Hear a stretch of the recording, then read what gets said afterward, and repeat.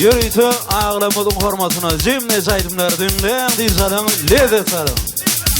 Sulaydım Muhammed Şan'ın kurtlusu Batır Hedraçı Esasa'nın galibi Muhammed Şan sönüyerine ettirir. Dinleyin insanım.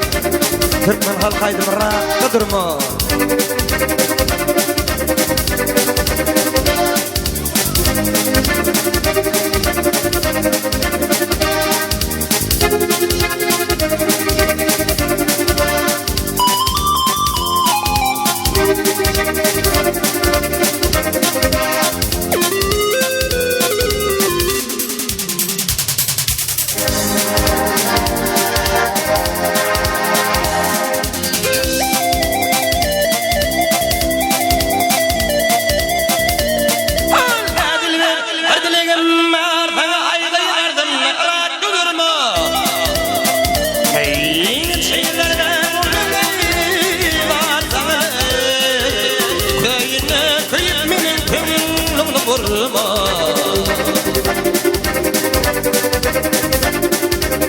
Aşık oğlan çekici cephane Arana görürler cephane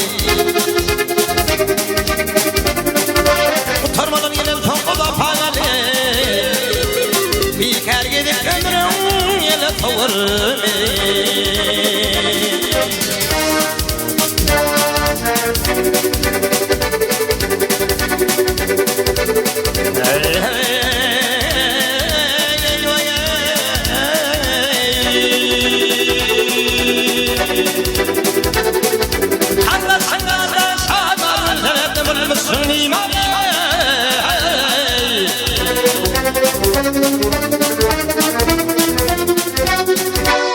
Seher turut bir ödünle primari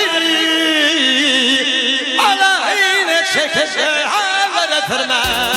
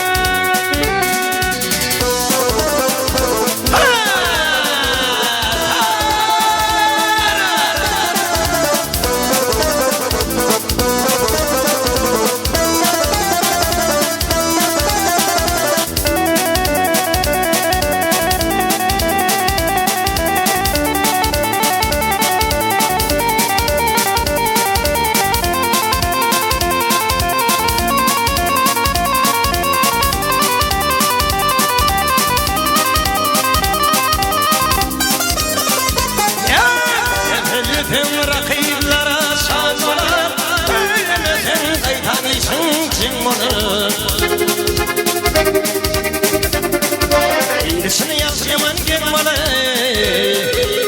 Koca mehtacını kolundan verme İyisini yaz yaman Sen boyalı Koca mehtacını kolundan verme